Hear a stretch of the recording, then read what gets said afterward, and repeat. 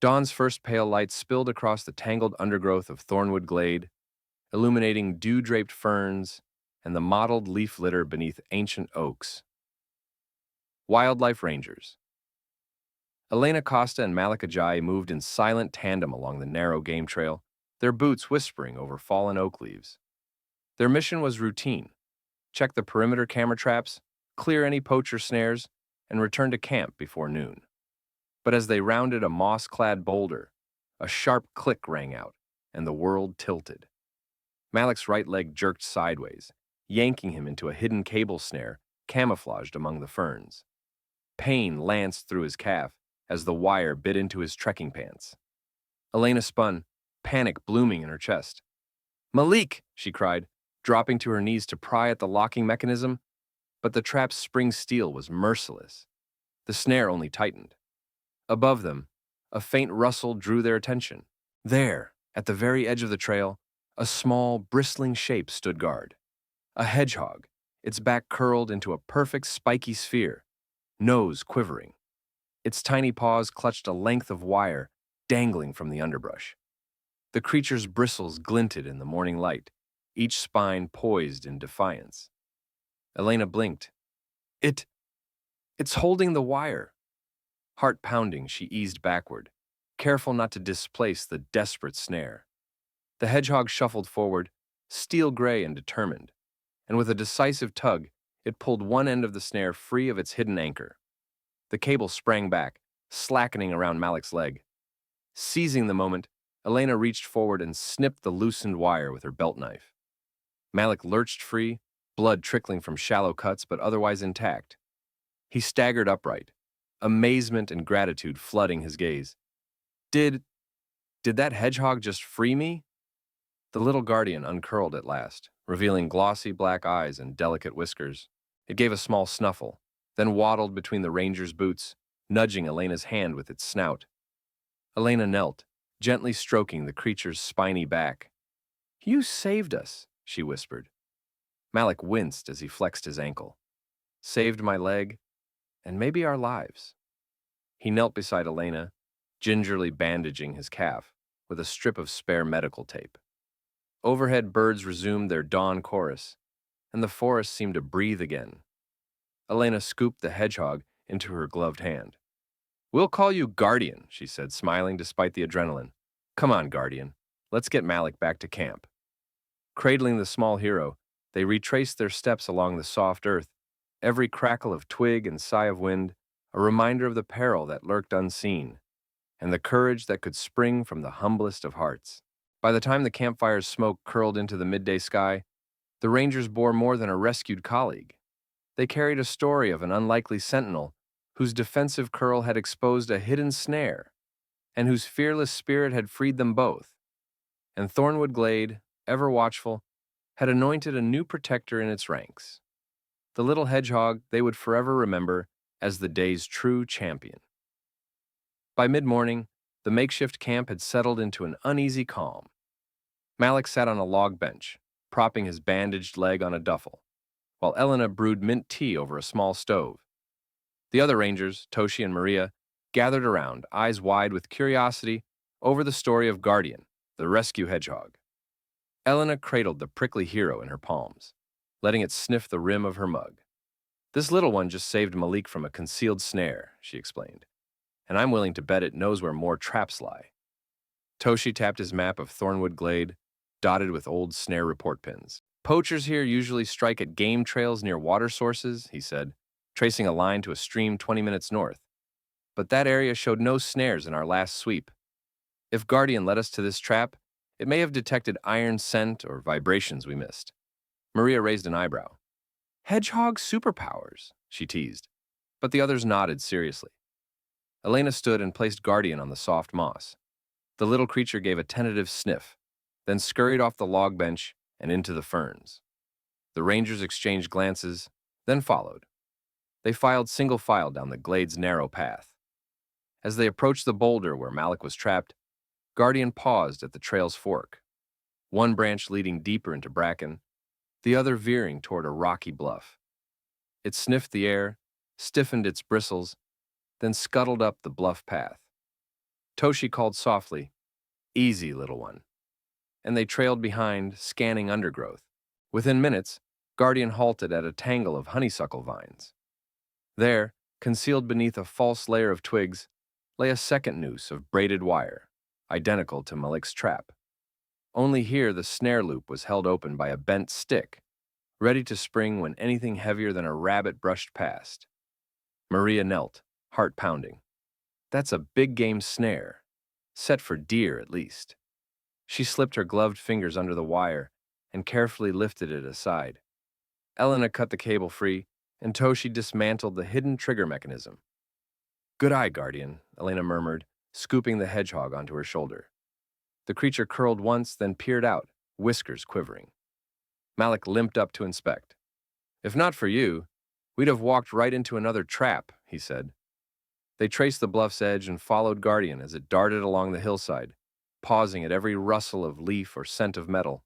In 2 hours, the team uncovered and neutralized 5 more snares, hidden beneath bramble thickets, behind loose stones, and even inside an abandoned fox den.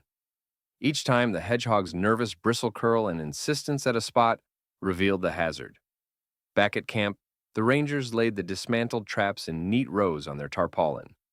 Steel wire loops, spring steel triggers, sharpened anchor stakes, all trophies of Guardian's keen senses. Maria shook her head in wonder. Who knew a hedgehog's defense could become our most powerful offense? Elena poured tea for everyone, including a small saucer of grubs and softened apple slices for Guardian. "Tonight," she said, "we'll file these trap locations with the Forest Rangers Task Force and set patrols around the glade's perimeter. Thornwood will be safer, because one hedgehog refused to stay hidden." Malik nodded, raising his mug in a quiet toast. "To our spiny sentinel," he said. The others echoed the sentiment as Guardian uncurled on Elena's shoulder, content at last in the camp's warm bustle. And as dusk fell over Thornwood Glade, the rangers settled by the fire with a deepening respect. Sometimes the smallest defenders carry the greatest courage, and their simple acts can free us all from the snares we cannot see. By the following dawn, Thornwood Glade's rangers had not only dismantled half a dozen snares, but also begun to see patterns in their placement, along animal trails leading to water, under low-hanging branches favored by deer, and at sunlit breaks in the briar. Around the camp's central fire pit, Elena, Malik, Toshi, and Maria pored over topographic maps dotted with red X's marking the traps Guardian had uncovered. "Elena, these snares are arranged in a rough arc," Malik noted, tracing the line with his finger. "They're targeting deer paths that circle back here for fresh water." Toshi tapped a map legend. "If we can predict where the poachers will set the next ones, we can preemptively patrol." But until now, all we had were guesses. Elena glanced at Guardian, now curled comfortably in a shallow wooden box lined with moss. The hedgehog's beady eyes followed her, ears flicking at every crackle of the morning fire. "What if we treat Guardian's behavior as a live snare detection system?" she asked. "We could deploy cameras and motion sensors in the spots it indicates, then send patrols only when Guardian signals." Maria smiled. "A wildlife-informed alarm network. Let the hedgehog lead. We follow."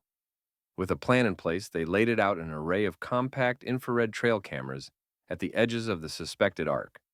Each was aimed slightly off-trail to capture small animal movement without spooking larger game.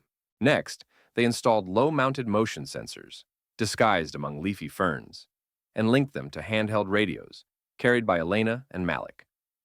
"When Guardian lingers or curls up at a site," Elena explained as she strapped on her pack, "you'll get a beep and a location.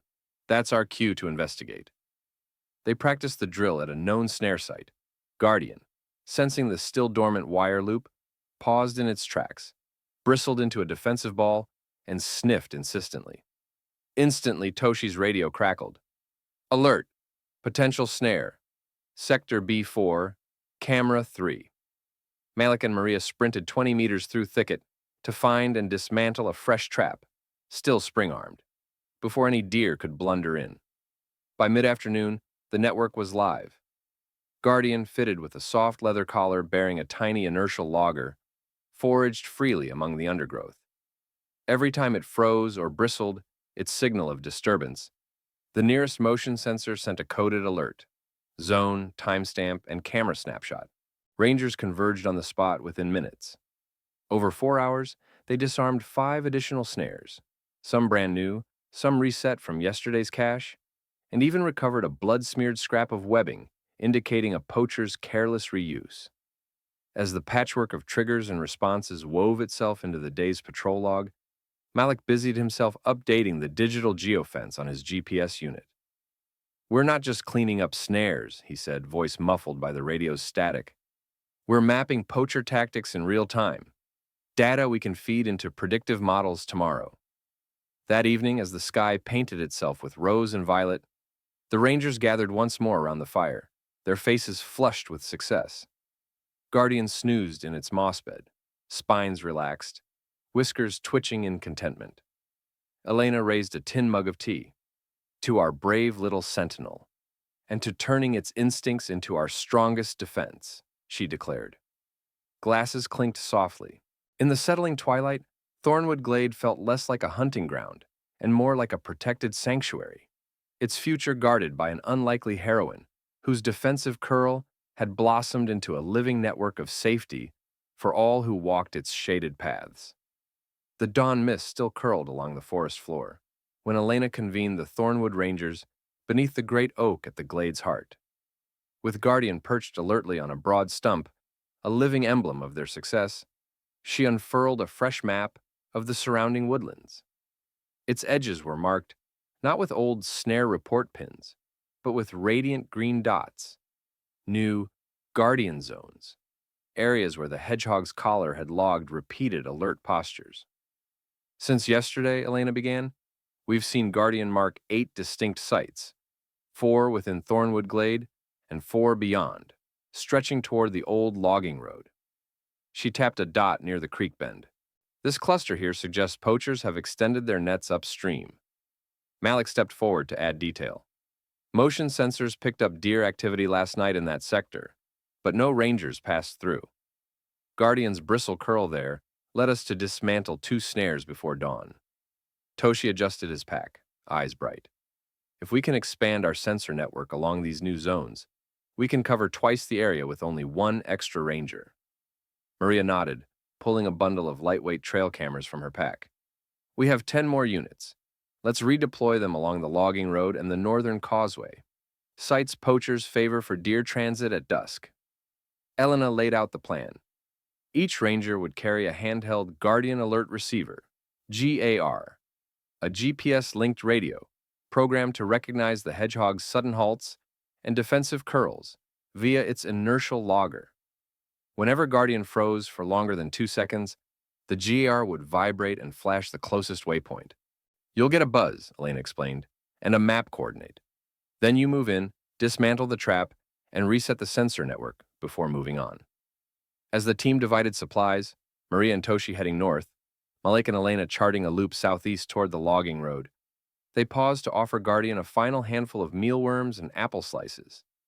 The little hedgehog sniffed in gratitude, then scuttled off into the underbrush, its collar's green beacon gleaming like a tiny firefly. Malik and Elena struck eastward, following a narrow deer path etched into the ferns. Every few meters, Elena stopped to set a motion camera beside an old pine stump, angling it to catch small mammal movement without startling larger game. Malik planted a sensor beneath a bramble hedge, its low-mounted beam invisible among the leaves. With each deployment, they recorded GPS coordinates, weaving a digital net of surveillance across the wilderness. Hours later, as shafts of late-morning sunlight pierced the canopy, the GAR on Malik's belt suddenly buzzed. He froze mid-step, excusing himself to Elena. "Guardian alert, Zone N7, he whispered, checking the GPS readout. 40 meters ahead, bearing 310 degrees. They crept forward until they saw a low mound of earth beside a swaying hemlock root. Elena knelt, parting the ferns to reveal a twisted loop of steel wire anchored around a jagged stake, deadly silent, its spring tension poised. Malik drew his field knife and cut the snare free. Elena snapped the trigger mechanism apart, tucking each piece into a sealed evidence bag. "There's a fresh blood stain on the trigger bar," Elena observed, peering at the dark smear. "Must have caught something last night." She shuddered. If we're just in time again. He dropped the wire into the bag and nodded. Thanks to Guardian.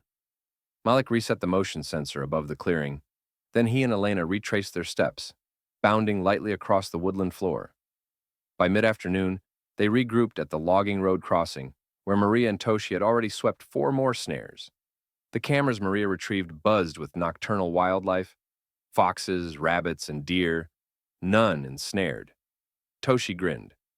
We've covered 12 miles with a dozen traps cleared, and the wildlife cams show a healthy corridor.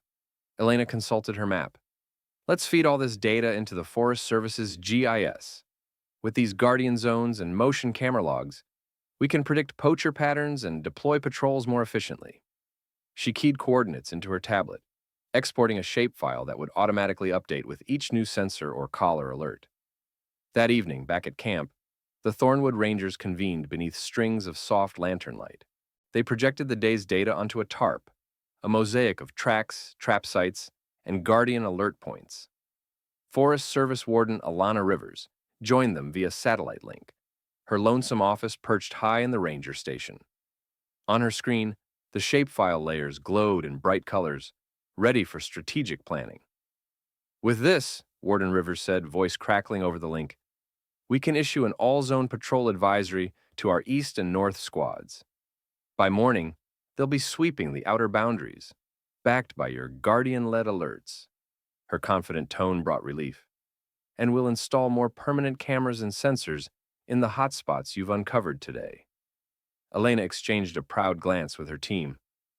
All thanks to one brave hedgehog, she said softly. Malik raised a thermos in salute.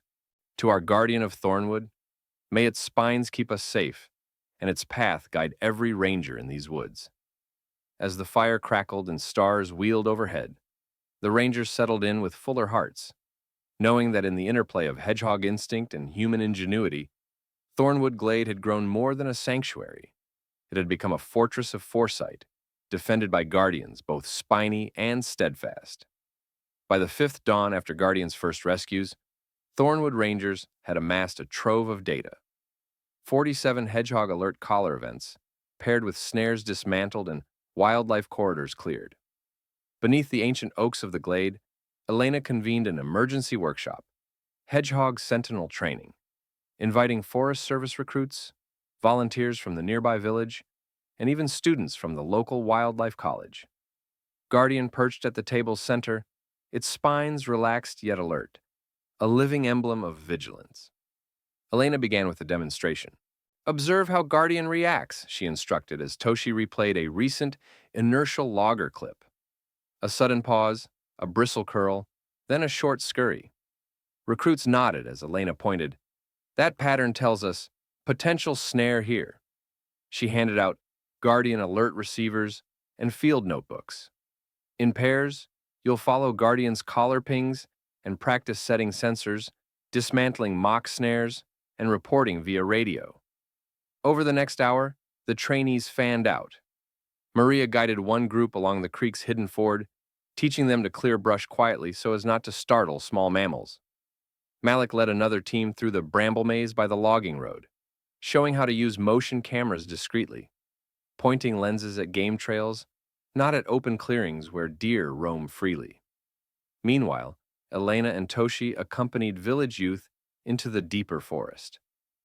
Pay attention to spines, Elena said, lifting a hedgehog-patterned map of bristle-curl hotspots. These are the hidden lines where poachers set traps. Your job, patrol these lines at dawn and dusk, armed with Guardian's alerts and your wits. Toshi demonstrated how to interpret the collar's LED blinks, 1 blink for a brief pause, 2 for a full curl, translating each into GPS coordinates. By midday, recruits returned with reports. Zone H12, Guardian paused at underbrush root, found snare disguised beneath leaves. Zone M3, 3 consecutive curls alerted us to a multiple snare set. Ranger veterans nodded approvingly as they filed new snare locations onto the interactive map projected behind the workshop. Forest Service Warden Alana Rivers joined for the afternoon session. She unveiled new policy guidelines. Any hedgehog alert event must trigger a Rapid Response Patrol. Within 1 hour, logs must be uploaded daily to the Central Wildlife Protection Database, and landowners adjacent to the glade would receive educational brochures on legal penalties for snaring. We're building a community of guardians, Rivers declared. From tiny hedgehogs to trained rangers to everyday citizens, each of us plays a part in safeguarding wildlife. As shadows lengthened, the workshop culminated in a live drill. Guardian guided along a pre-planted course, paused and curled at a staged snare. Radios crackled. Rapid Response Patrol en route to 2.5 kilometers east. Snare dismantled. The trainees arrived, removed the mock trap, and secured the area, their confidence buoyed by success. That evening, under a canopy of firefly light, Elena raised a cup of herbal tea. To Guardian, she toasted, and to every hand that listens to its warnings. Malik, Toshi, Maria, and Warden Rivers echoed the sentiment, and even the new recruits bowed heads in gratitude. In Thornwood Glade, and in the hearts of its expanding network of sentinels, the small hedgehog had blossomed into a teacher, a trainer, and the spark of a movement. Where once snares lay hidden and dangers lurked unseen, now a community stood ready, alert, and empowered, ever guided by the keen instincts and defensive curl of its bravest little guardian. Early autumn mists curled through Thornwood Glade as the rangers gathered once more beneath the great oak, its gnarled roots now ringed by verdant ferns and the soft indentations of hedgehog paths. Elena Costa stood before a semicircle of Forest Service officers, community volunteers, and wildlife college students, each clutching field maps and radios. Beside her, Guardian sat alert in its moss-lined box, whiskers twitching at every distant rustle. Today, they would formalize the Hedgehog Sentinel Protocol, a collective pact to protect both wildlife and those who defend it. Elena tapped the interactive map projected on a portable screen. 32 Guardian zones, areas where the hedgehog's defensive curls had revealed hidden snares, glowed bright green, each linked by dashed lines showing the rangers' patrol routes. We began as a small team following one brave hedgehog, she said, voice resonant in the stillness. Now, we stand on the brink of a community-wide network. Sentinel zones patrolled daily, electronic Guardian alert receivers carried by every ranger, and motion-activated cameras deployed at every high-risk crossing. She paused, letting the magnitude sink in. Today, we transform our ad hoc efforts into the formal Sentinel Accord. Forest Service Warden Alana Rivers stepped forward to lead the signing. In her hands were 3 documents: Hedgehog Sentinel Charter, outlining the roles and responsibilities of rangers, volunteers, and local landowners. Rapid Response Protocol, detailing the 1-hour window for dismantling snares after a Guardian alert and the process for documenting each event in a centralized database. Community Education Annex, committing to annual workshops, school visits, and outreach campaigns on humane wildlife coexistence and anti-poaching laws. One by one, representatives from the Forest Service, the Village Council, and the Wildlife College approached the oak stump to sign. As each name was etched in ink, Rivers, Costa, Ajayi, Nguyen, Patel, a sapling of native hawthorn was planted beside the root, symbolizing growth from vigilance. Volunteers from the village then passed around wooden tokens, carved with a hedgehog silhouette, and the words, "I listen, therefore I protect."